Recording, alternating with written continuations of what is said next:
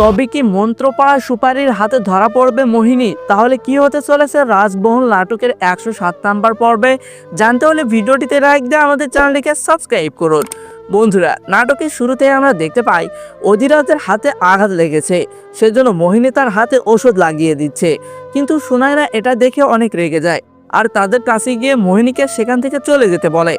সুনায়নাকে অধিরাজ জিজ্ঞেস করে, তুমি কোথায় গিয়েছিলে? তখন সুনায়না বলে, আমি আজকে আবার তান্ত্রিক বাবার কাছে গিয়েছিলাম। তান্ত্রিক বাবা আমাকে মন্ত্রপাড়া সুপারি দিয়েছে। এই সুপারি আমাদেরকে কালো ছায়া ধরতে সাহায্য করবে। তখন অধিরাজ বলে, আচ্ছা ঠিক আছে। পরে সিনে আমরা দেখতে পাই অধিরাজ আর সুনায়না বের হয়েছে কালো ছায়া ধরতে। তান্ত্রিক বাবার দেওয়া মন্ত্রপাড়া সে সুপারি সুনায়না মাটিতে ফেলে দেয় আর সে মন্ত্রপাড়া সুপারি কালো ছায়ার দিকে যেতে থাকে। আর এইদিকে মোহিনী অধিরাজের ছবি আর তার ছবি এক জায়গায় করে বলতে থাকে, রাজা সাহেব, আপনাকে তৈরি করা হয়েছে শুধুমাত্র আমার জন্যই।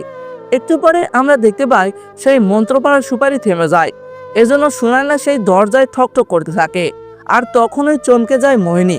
কিন্তু দরজা খুলতেই দেখা যায় একজন দাসীকে। তাহলে মোহিনী কোথায় গেল?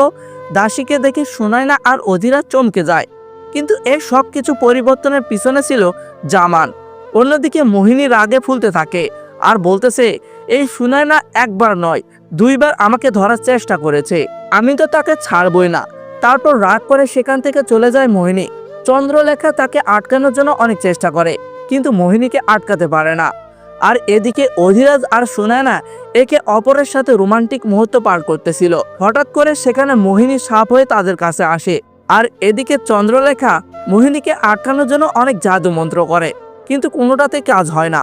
পরের সিনে আমরা দেখতে পাই সুনায়না হেঁটে যাচ্ছিল, তখনই তার সামনে সাপ হয়ে আসে মোহিনী আর তাকে মায়াজালে ফাঁসিয়ে দেয় মোহিনী। তারপর মোহিনী সুনায়না সেজে অধিরাজের কাছে চলে আসে আর অধিরাজকে পানি খাওয়াতে থাকে আর মনে মনে বলতে থাকে, আমি তো শুধু তোমাকেই পেতে চাই।